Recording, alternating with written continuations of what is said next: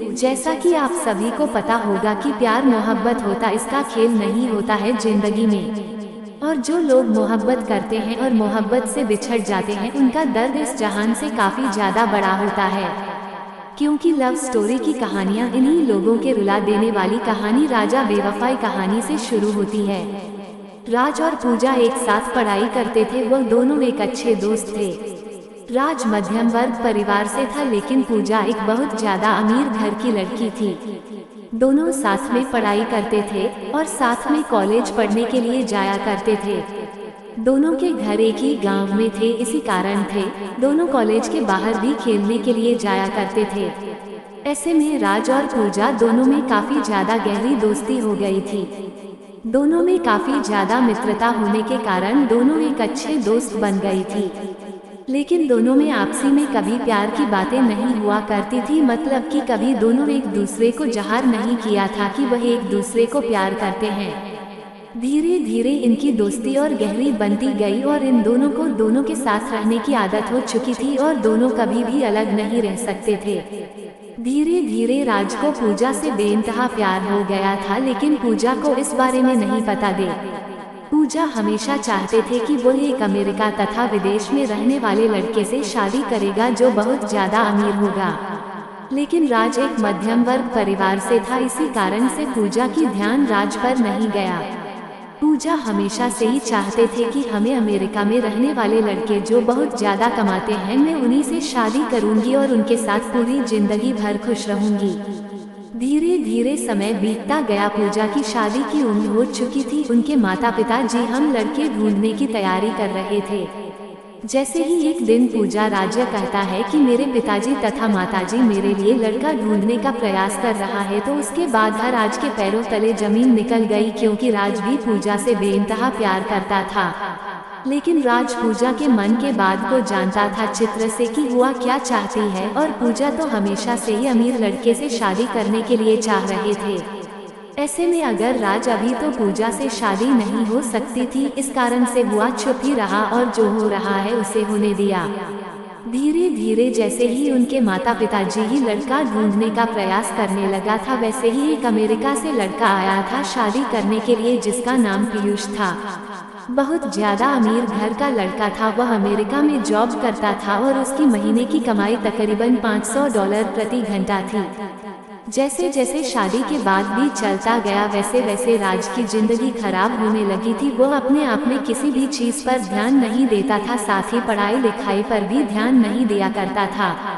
राज को पूजा के जाने का गम सताने लगा और वह चाहकर भी इस बात को नहीं बोल सकता था कि राज पूजा से शादी करेगा, क्योंकि राज के पास से अपनी हैसियत नहीं थी, जितनी हैसियत के लड़के के बारे में पूछा आपसे सोचा करते थे और रात को भी बताया करते थे युवा कितनी हमें लड़के से शादी करेंगे। धीरे बात फाइनल होने लगी थी शादी की। पूजा और राज के बारे में काफी लोगों की बहुत ज्यादा पता था कि ये दोनों हमेशा साथ में रहते, हो सकता है दोनों की शादी एक साथ हो। उसके बाद एक दिन पूजा राज कहती है कि मेरी तो शादी होने वाली है, क्या तुम अपनी शादी नहीं करोगे? पूजा कहता है कि मेरा अभी शादी करने का मन नहीं है, पहले तुम कर लो, उसके बाद मेरा मन होगा तो मैं बाद में शादी कर लूँगा।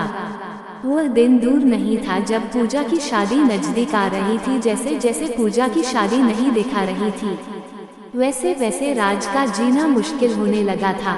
वह अपनी लव स्टोरी के बारे में किसी से कुछ नहीं कहता था और लोगों को भी ये पता नहीं, कुछ भी नहीं चल रहा था कि राज पूजा से प्यार करता है। जैसे जैसे पूजा की शादी नजदीक आ रही थी, वैसे वैसे राज की जिंदगी में बेचैनी नहीं हो बेदर्द जिंदगी शुरू होने वाली है हो रही थी। जैसा कि आप सभी लोग रुलाने वाली लव स्टोरी को बहुत ज्यादा पसंद करते हैं, ठीक है, इस कहानी में भी है। इस कहानी में राज जब एक दिन दिखता है कि पूजा के घर में बहुत सारे आदमी आए होंगे और उसके घर में पीयूष जिससे पूजा की शादी होने वाली थी वह भी आया हुआ था। जितना देखते हैं राज सब कुछ समझ गया कि पूजा की शादी फिक्स होने वाली है और राज मन ही मन अपनी औकात पर पछतावा कर रहा था कि अगर मेरे भी औकात होती है ज्यादा पैसों की, ज्यादा अमेरिकी, तुम्हें भी पूजा जैसा नहीं कर सकता था। जैसे ही पूजा की शादी फिक्स हो गई थी, उस दिन रात में राज रात भर नहीं सोया था। वह रात भर अपने बिस्तर में रो रो कर अपने प्यार को याद कर रहा था। राज सोच रहा था कि मैंने प्यार में किया तो ऐसा प्यार किया कि नहीं उसे बता सकता हूँ और ना ही उससे शादी कर सकता हूँ। इसके बाद राज फिर सुबह उठकर है और पूजा के घर चला जाता है, क्योंकि पूजा में उसके घर आई थी राज को बुलाने के लिए। दोनों की शादी में महज कुछ ही दिन बाकी थे। पूजा अपनी शादी को लेकर बहुत ज्यादा खुशी में थी। इधर आज अपनी जिंदगी को लेकर लेने सपने दादा रात भर रोया करता था अपनी सैड लव स्टोरी को लेकर। दोस्तों, हमेशा से ही प्रेमी प्रेमिका के बीच में यही सब होता आया है। जब भी कोई किसी से सच्चा प्यार करता है वो उसे बहुत ही मुश्किल से मिलता है और सच्चा प्यार की कहानी बहुत जल्दी अंत हो जाती है। अब तो पूजा की शादी होने ही वाली थी। राजेश की तैयारियों में बिजी था। पूजा राज को अपने साथ कभी मार्केट लेकर जाती है तो कभी कपड़े खरीदने के लिए तो कभी दर्जी के यहाँ। राज बेचारा पूजा की शादी को लेकर बहुत ज्यादा तैयारियां कर रहा था। साथ ही है राज को मन ही मन बहुत ज्यादा उदास भी रह रहा था कि उसकी जिंदगी में से पूजा जाने वाली है, लेकिन फिर भी वह किसी से कुछ भी नहीं कह रहा था और अपना काम सही और सही समय पर कर रहा था। अब तो वह दिन भी आ गया जो पूजा के सगाई हो रही थी। फिर भी उसके एक ही दिन बाद पूजा की शादी थी। सभी मेहमान लोग आ चुके थे। राज मेहमान की खातिरदारी कर रहा था तथा अब तो बाराती भी आने वाले थे पूजा की, और वो बाराते की खातिरदारी अथवा सम्मान करने के लिए तत्पर खड़े थे। आपको बता देगी, दिल में इतनी ज्यादा दर्द होने की वजह से अपनी प्यार की कहानी किसी को बताए बिना एक बार चुपचाप सब कुछ जान कह रहा था। अब तो पूजा की शादी हो गई थी। पीयूष बस के साथ घूमने फिरने के लिए तथा हनीमून मनाने के लिए कहीं दूर जाने वाला था।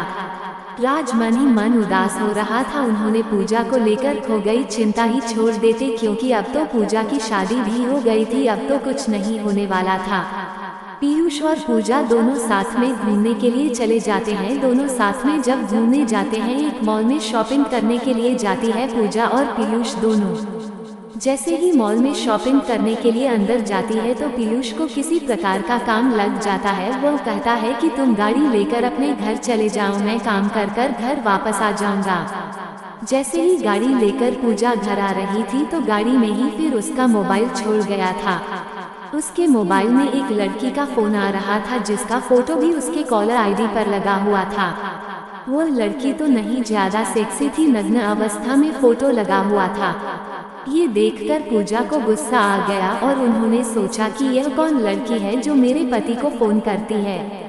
पूजा गुस्सा से फोन उठाती है। वैसे ही फोन उठता है, उधर से आवाज आती है, जानू तुम कहाँ हो? लग रहा है मुझे छोड़कर कहीं चले गए हो या तुम्हें कोई दूसरी मिल गई है। अब तो तुम मुझे फोन भी नहीं करते हो। ये देखकर पूजा को बहुत ज्यादा गुस्सा आ जाता है। वो फोन काट देता है। जैसे ही पूजा फोन करती है वो बहुत ज्यादा गुस्से में होती है। वो गाड़ी इधर उधर और बहुत ही स्पीड चलाने लगती है। गाड़ी स्पीड चलाने के क्रम में उसके सामने एक बहुत बड़ी गाड़ी आती है और पूजा गाड़ी को कंट्रोल नहीं कर पाती है और उस गाड़ी में जाकर टक्कर मार देती है। पूजा जैसे ही गाड़ी को टक्कर मार दी है वो बेहोश हो जाती है। अब तो पूछा कि बहुत ज्यादा हालत खराब हो गई थी। उसके दिमाग से बहुत ज्यादा खून निकल रहा था, मतलब उसके सर में चोट लगी थी। जैसे ही ऐसी जानकारी पूजा के घर वाले तथा राज को मिलती है वो तुरंत ही दौड़े दौड़े शहर जाकर अपनी पूजा को लाकर हॉस्पिटल लेकर आता है। हॉस्पिटल ले जाने के क्रम में पूजा की हालत बहुत ज्यादा खराब हो जाती है, जिस कारण से उसे बहुत ज्यादा मात्रा में उसके सर से खून भी निकल रहा था। ये देखकर राज को बहुत ज्यादा फिक्र होने लगी थी, लेकिन फिर भी वह पूजा को संभालकर हॉस्पिटल लेकर गया। हॉस्पिटल लेकर जाने के बाद डॉक्टर ने चेक करता है और कहता है कि इसके दिमाग में चोट आई है। पूजा के दिमागी हालत सही नहीं है।